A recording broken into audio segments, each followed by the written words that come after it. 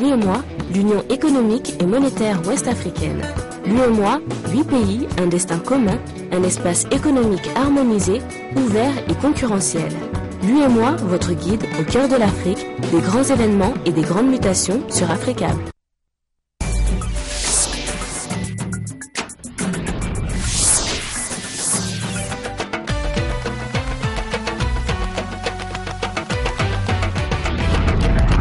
Mesdames et messieurs, merci de votre fidélité à notre chaîne. Bonsoir et bienvenue dans Afrique Soir, les titres.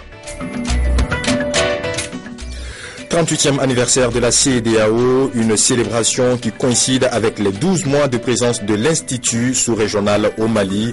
Quel bilan? La réponse, c'est tout à l'heure avec notre invité, l'ambassadeur de la CEDEAO au Mali.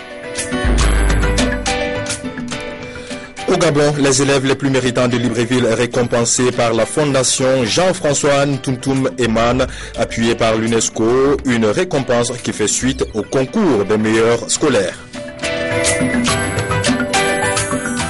Et du sport comme tous les mardis, au menu du football, mais surtout des volleyball avec notamment la 7e journée du championnat national des Côtes d'Ivoire en dames et messieurs. Yacouba Dansogo sera sur ce plateau pour faire le point. Laurent Fabius au Niger, après le double attentat meurtrier de la semaine dernière, le chef de la diplomatie française a décidé de faire escale à Niamey ce mardi 28 mai avant de poursuivre son voyage au Mali pour justement parler de cette visite. Nous sommes en ligne avec notre correspondant à Niamey, Abouakar Sarki. Sarki, bonsoir. Bonsoir Kaba. Alors Sarki, pouvez-vous nous dire quel est l'objet de cette visite du ministre des Affaires étrangères français? Oui Kaba, il faut dire que la visite de Laurent Fabius au Niger s'articule autour de plusieurs points. Laurent Fabius est venu dans un premier temps présenter ses condoléances au peuple nigérien suite à l'attentat sanglant perpétré par des éléments du Nijao jeudi dernier et qui a coûté la vie à une vingtaine de soldats nigériens. Et dans un deuxième temps, il était question de définir les axes stratégiques par rapport à la sécurisation du nord Niger, et cela en partenariat avec les pays comme le Tchad, l'Algérie, la Libye et bien évidemment la Tunisie. Laurent Fabius a également confirmé les propos du chef de l'État nigérien par rapport à la provenance des terroristes, notamment de la Libye. Voilà le contenu de la visite de Laurent Fabius au Niger qui s'est d'ailleurs, après cette visite, qui s'est d'ailleurs envolé pour le Mali. Voilà, merci Serki pour ces précisions. Merci Kabat. Voilà Laurent Fabius qui est déjà à Bamako où il a été reçu par le président de la République par intérim, John Kounda Traoré. Nous y reviendrons dans nos prochaines éditions. Nous restons toujours au Mali pour les préparatifs du premier tour de l'élection présidentielle fixée au 28 juillet prochain. Le collège électoral a été convoqué par le Conseil des ministres extraordinaire de ce lundi en vue d'accélérer le processus d'organisation à 2 mois de l'échéance. Qu'en est-il de l'état d'esprit dans les QG des partis politiques et au sein de la population? Élément de réponse avec Aminata Mariko. La vie politique tente de reprendre son cours normal au Mali. Le 28 juillet est annoncé officiellement pour la tenue du premier tour de l'élection présidentielle. Si le doute existe encore au sein d'une frange de la population, le gouvernement a quant à lui levé le voile sur son engagement face aux bi- et multilatéraux en convoquant le collège électoral ce 27 mai, soit 60 jours avant le vote comme le stipule la nouvelle loi électorale. La convocation du collège électoral en ce jour signifie tout simplement qu'on est suffisamment avancé en termes d'organisation matérielle des élections, en termes d'organisation technique des élections, et que nous sommes prêts maintenant à donner la parole au peuple malien, afin que le peuple malien se choisisse un nouveau président au mois de juillet prochain. Et la campagne électorale, ce sera du 7 juillet au 26 juillet. Le dépôt des candidatures pour les présidentielles, c'est prévu jusqu'au 28 juin. Et matériellement, techniquement, tout est fin prêt pour qu'il y ait l'élection présidentielle sur toute l'étendue du territoire national. Le scrutin doit avoir lieu sur tous les territoires, y compris Kidal, ville du nord-est contrôlée par la rébellion Touareg MNLA, qui refuse jusqu'à maintenant la présence de l'armée malienne. Kidal ne constitue pas un cas particulier pour nous. Il y aura les élections à Kidal comme il y aura les élections à Kay. L'administration sera à Kidal comme l'administration est aujourd'hui à Sikasso, à Bamako et à Kay. Les élections se dérouleront à Kidal comme dans toutes les régions du Mali. Si les autorités de la transition tiennent à relever le défi, qu'en pensent les partis politiques? Quelle que soit la date fixée par le gouvernement, nous serons prêts, nous serons au rendez-vous. Nous tenons à ces élections en juillet parce que la meilleure façon pour nous de sortir du coup d'État, c'est effectivement d'aller à ces élections. Nous sommes totalement prêts, pas seulement sur le plan de l'organisation matérielle ou des ressources humaines, mais au niveau des ressources humaines, sur le plan mental, nous sommes prêts à la mission. L'avis de la population est partagé sur le sujet. Moi, je crois que l'élection, là, il faut qu'on le fasse. Parce que si la transition dure, là, c'est pas bon pour le pays. Pas parce que nous sommes prêts, mais parce qu'il y a des gens qui nous forcent à y aller. Donc, puisque nous ne sommes pas libres de ce que nous faisons, donc on va les faire. Quoi que on dise, c'est l'hivernage. Cela constitue un handicap pour nos populations, mais on va les faire. La stratégie militaire à travers l'opération Serval et la MINUSMA et d'autre part financière avec la conférence des donateurs seront-elles une solution au problème du Mali? En tout cas, le peuple compte sur ce nouvel épisode électoral pour modifier la situation actuelle. Rôle de la CEDEAO dans la résolution et la prévention des conflits en Afrique, cas du Mali. C'est le thème d'une conférence débat animée ce matin au Centre international de conférence de Bamako. L'activité s'inscrivait dans le cadre du 38e anniversaire de l'institution sous-régionale. Le reportage de Dabo Pendandjaï, Georges Koulibaly et Cheikh Tidjane Koulibaly. Depuis sa création à Lagos, la communauté économique des États d'Afrique de l'Ouest n'a cessé d'œuvrer pour la résolution des conflits dans la sous-région. Il s'agissait au cours de cette conférence débat de révéler au peuple malien le rôle prépondérant joué par l'institution dans la gestion de la crise malienne. La CEDEAO a été l'une des toutes premières organisations à s'impliquer, pas par volontarisme, mais par devoir. Parce que, au titre du traité révisé de la CEDEAO, tout État membre qui est en crise doit s'attendre de manière automatique à ce que les autres pays se mobilisent dans la solidarité africaine pour lui venir en aide. C'est ce que la CEDEAO a essayé de faire depuis le début de cette crise. Une conférence débat riche en échanges constructifs, les participants affirment avoir recueilli beaucoup d'enseignements. L'ambassadeur de la CEDEAO a donné des explications très concrètes, très plausibles sur le rôle de la CEDEAO dans la gestion de la crise malienne. Il a convaincu l'assistance, vous l'avez vu avec moi, que les participants étaient satisfaits, étaient convaincus. Il a donné des explications par rapport à tout ce qu'il y a eu comme résolution de ce problème aujourd'hui au Mali. À noter que la CEDEAO entend jouer pleinement sa partition lors des prochaines joutes électorales au Mali. Et nous avons justement comme invité de ce journal l'ambassadeur représentant de la CEDEAO au Mali, M. Touré Aboudou Chaka. Bonsoir. Bonsoir, M. Kaba. M. Touré, merci d'avoir accepté notre invitation. Merci beaucoup, c'est tout un plaisir. D'accord, voilà, on l'a vu tout à l'heure dans ce reportage, le 38e anniversaire de la CEDEAO coïncide avec bien sûr ces 12 mois de présence ici au Mali. Tout d'abord, pour commencer, que retenir de cette présence? Écoutez, je pense que vous me permettez tout d'abord d'envoyer un salut à tous les citoyens de la CEDEAO, mais aussi d'avoir une idée pieuse pour tous les soldats de la CEDEAO, avec leurs compagnons français et tchadiens, qui ont payé de leur vie pour la liberté dans le pays. Aujourd'hui, je pense que les 38 ans de la CEDEAO au niveau du Mali représentent pour nous un exemple concret de la solidarité africaine. Et ce que je retiens, c'est que un an après, on peut dire qu'il y a eu des avancées. La CEDEAO a contribué au retour à la légalité constitutionnelle. La CEDEAO a contribué par la mobilisation de la communauté internationale à ce qu'aujourd'hui, au moins, on puisse dire que le pays est à 99% libéré, même si, comme on vient de le voir à travers les images, il y a un problème qu'on dit un problème de Kidal, Mais pour nous, au niveau de la CEDEAO, il ne s'agit que d'un problème passager, qui aura une solution très bientôt, lorsqu'on voit la dynamique qui est engagée, non seulement au niveau de la communauté internationale, mais aussi avec l'engagement du gouvernement en nommant un émissaire qui travaille de manière concertée avec le médiateur de la CEDEAO. Nous sommes persuadés que dans les jours à venir, les perspectives seront plutôt bonnes.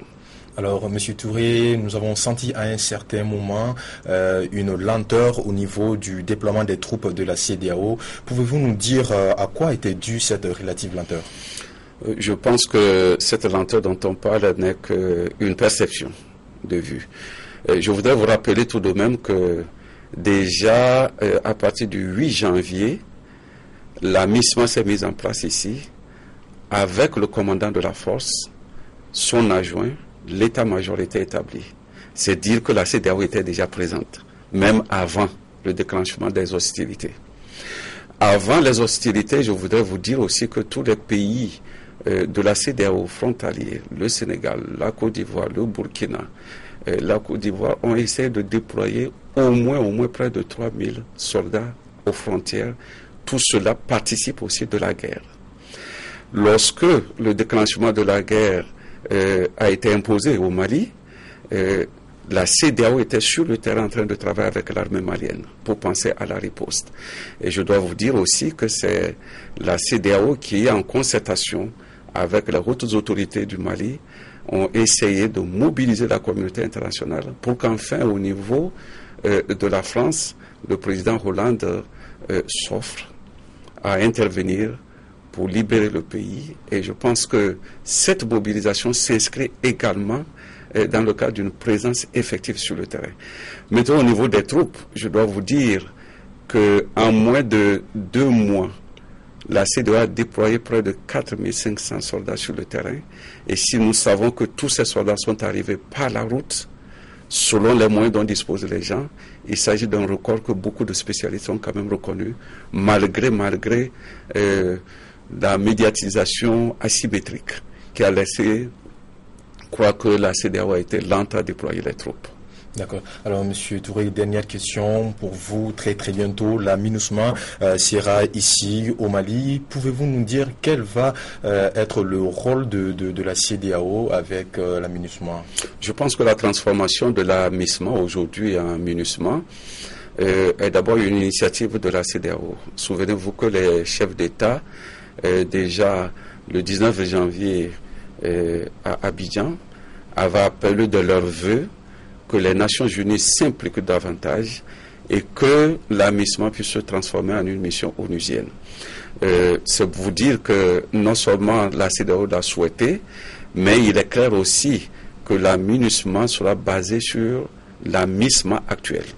Ce qui fait qu'en matière de génération des troupes, il s'agira d'abord de partir des troupes existantes de la CEDEAO, du Tchad, pour enfin essayer de voir exactement quelle est la valeur ajoutée. C'est beaucoup plus dans le domaine de la police, du déploiement des civils, que la différence sera fondamentale par rapport à ce qui existe sur le terrain. D'accord.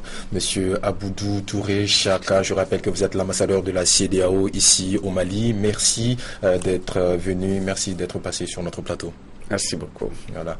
Alors, nous continuons ce journal. Voyons à présent ce qui fait le reste de l'actualité dans le monde en brève et en images, une compilation de Kadi Diakité. La République centrafricaine a été suspendue temporairement du processus de Kimberley.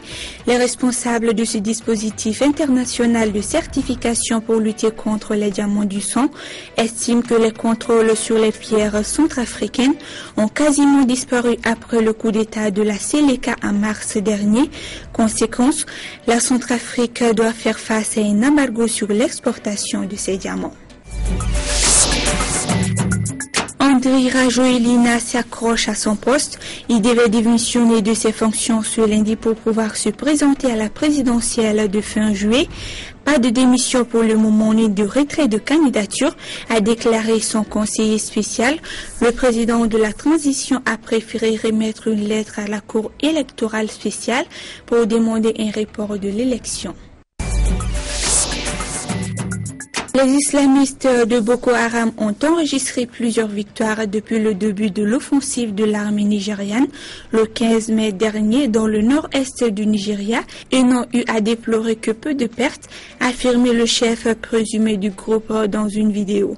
Dans cette vidéo, Aboubakar Sheko appelle les islamistes de plusieurs pays du monde, dont l'Afghanistan, le Pakistan et l'Irak, à participer à la lutte pour la création d'un État islamique au Nigeria. L'Organisation pour la mise en valeur du fleuve Sénégal posera au second trimestre 2013 la première pierre de la construction du barrage hydroélectrique de 140 MW des chutes de Goana, situé sur le fleuve Sénégal. L'ouvrage est présenté comme le projet phare inscrit dans une nouvelle politique décidée par la 65e session ordinaire du Conseil des ministres de l'OMVS et axée sur des aménagements hydroélectriques. Au Gabon, le maire de Libreville, en soutien incontournable des élèves les plus méritants de sa circonscription administrative. Comme chaque année, la fondation Jean-François Ntuntum émane avec l'appui de l'UNESCO, vient de combler les enfants ayant satisfait au concours des meilleurs élèves en leur octroyant des fournitures scolaires. Ismaël Obiangze et Thierry Menza. Ce sont les élèves des classes de 3e, 4e et 5e année des écoles publiques du 5e arrondissement de Libreville, choisis parmi les plus méritants, qui ont bénéficié de ce geste du cœur du premier citoyen de la capitale gabonaise. Nous reconnaissons vos dimensions par l'engagement à l'œuvre universelle qu'est l'éducation et la formation. Je voudrais ici vous remercier pour la motivation des apprenants du 5e arrondissement à l'amour de l'école à travers un concours d'excellence. Jean-François Toutoumima, agissant au nom de la fondation qui est la sienne, se positionne en précurseur d'une action sociale jamais égalée dans la commune de Libreville. Elle suscite à sa 8e édition un intérêt particulier auprès des partenaires au système éducatif national, dont l'UNESCO à titre d'exemple. Nous avons décidé, en total accord avec les autorités nationales gabonaises, à partir des vacances prochaines, c'est-à-dire des résultats des examens de l'année qui finit, de distinguer les meilleurs élèves gabonais à travers le baccalauréat. C'est un premier pas. Parents d'élèves et élèves eux-mêmes étaient de ce rendez-vous qui en exige d'autres, car son importance est désormais cernée de tous. Il s'agit ici de magnifier et de célébrer l'excellence en herbe et de pousser nos enfants à l'effort, de leur donner le sens et le goût de l'émulation. L'année scolaire en cours va donc se refermer sur une note d'espoir, celui de voir le nombre d'élèves méritants s'accroître la saison prochaine. Et comme tous les mardis, nous recevrons sur ce plateau Yacouba Dansogo pour la page sportive de cette édition. Bonsoir Yacouba. Bonsoir Mahmoud Kaba. Alors Yacouba, parlons des volleyball avec notamment la 7e journée du championnat national de Côte d'Ivoire. Oui, avec notamment un dame relève qui domine Club Omnisport Descartes par 3-7-0. Chez les hommes, AUC et la SOA font toujours la course en tête. Le match le plus disputé de la 7e journée du championnat national de volleyball est cette opposition entre Relève Volleyball Club et Club Omnisport Descartes chez les dames. Grâce à l'assurance au service de Aminata Bamba, Relève enlève le premier set 25-18. Le deuxième est très serré. Cette fois, c'est Descartes qui est en tête 23-25. Un set partout. En attaque côté relève, Penda Dieng hisse son niveau de jeu et permet à Relève de passer devant 25-19, 2-7-1. Alice Miesan de Descartes réagit et ses contres empêchent Relève d'empocher le gain du match. Descartes égalise 2-7 partout à 22-25.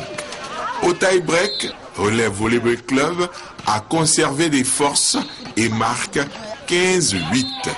Relève bat finalement le club Omnisport Descartes par 3-7-2. Chez les hommes, ce qui devait constituer l'affiche ne l'a pas été par la fausse de Darwis Ouaraga de l'AUC qui a pilonné la défense du Red Star.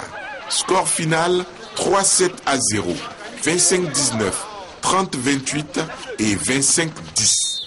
La SOA s'impose devant Antilope de Daloa 3-7-0, 25-14, 25-17 et 25-17 avec pour joueur qui s'est le mieux illustré, Sandé Akembo de la SOA.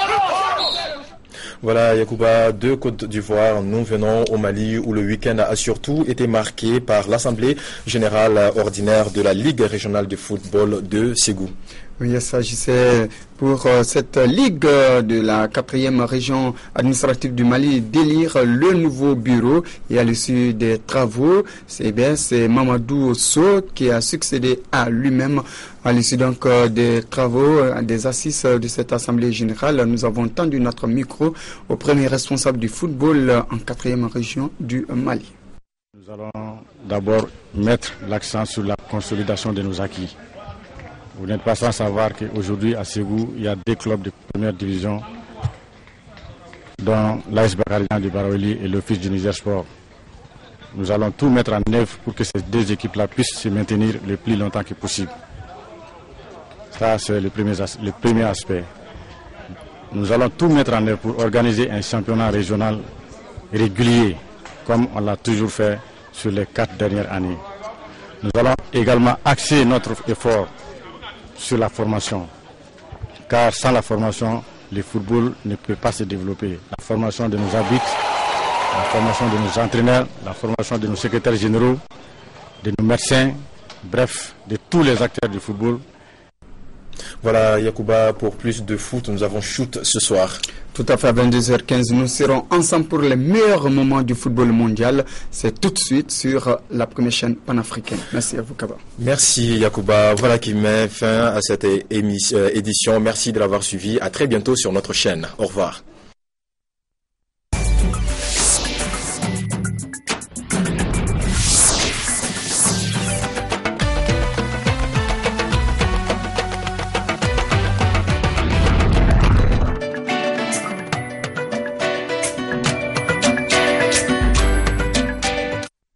L'UEMOA, l'Union économique et monétaire ouest-africaine. L'UEMOA, 8 pays, un destin commun, un espace économique harmonisé, ouvert et concurrentiel. L'UEMOA, votre guide au cœur de l'Afrique, des grands événements et des grandes mutations sur Afrique.